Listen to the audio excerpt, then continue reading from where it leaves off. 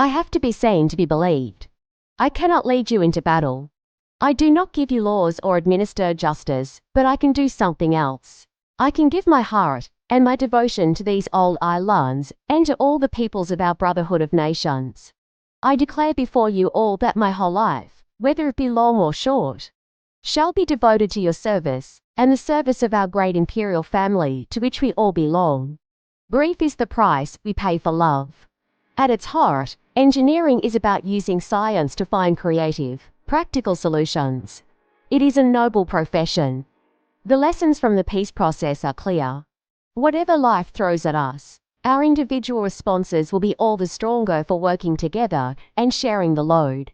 The British Constitution has always been puzzling and always will be. I know of no single formula for success. But over the years, I have observed that some attributes of leadership are universal and are often about finding ways of encouraging people to combine their efforts, their talents, their insights, their enthusiasm, and their inspiration to work together.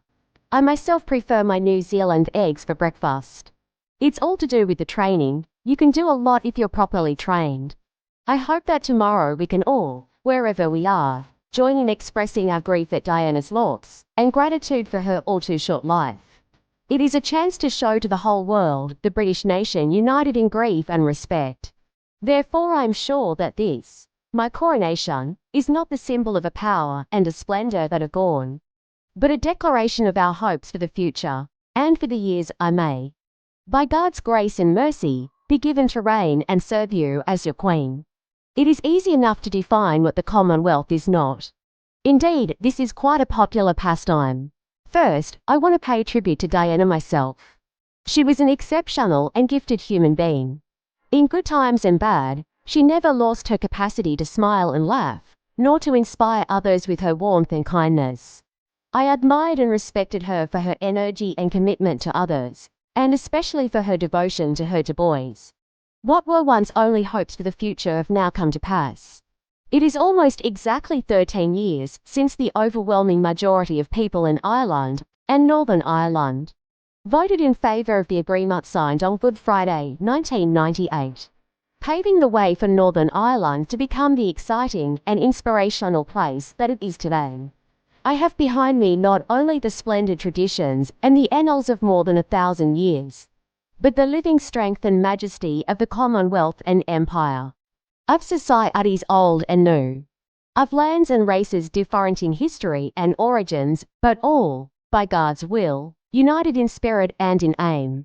I have been aware all the time that my peoples, spread far and wide throughout every continent and ocean in the world, were united to support me in the task to which I have now been dedicated with such solemnity. At Christmas, I am always struck by how the spirit of togetherness lies also at the heart of the Christmas story. A young mother and a dutiful father with their baby were joined by poor shepherds and visitors from afar. They came with their gifts to worship the Christ child. To all those who have suffered as a consequence of our troubled past, I extend my sincere thoughts and deep sympathy. With the benefit of historical hindsight, we can all see things which we would wish had been done differently or not at all.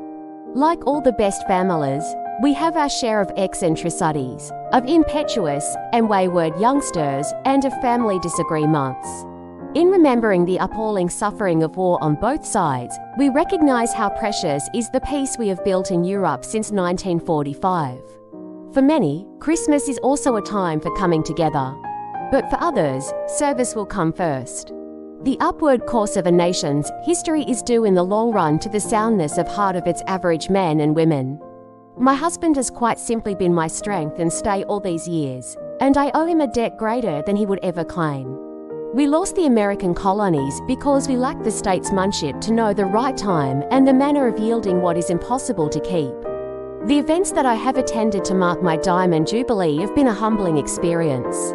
It has touched me deeply to see so many thousands of families, neighbours and friends celebrating together in such a happy atmosphere. I have in sincerity pledged myself to your service, as so many of you are pledged to mine. Throughout all my life, and with all my heart, I shall strive to be worthy of your trust. Madam President, speaking here in Dublin Castle, it is impossible to ignore the weight of history.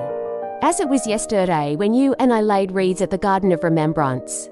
No one who knew Diana will ever forget her. Millions of others who never met her, but felt they knew her, will remember her.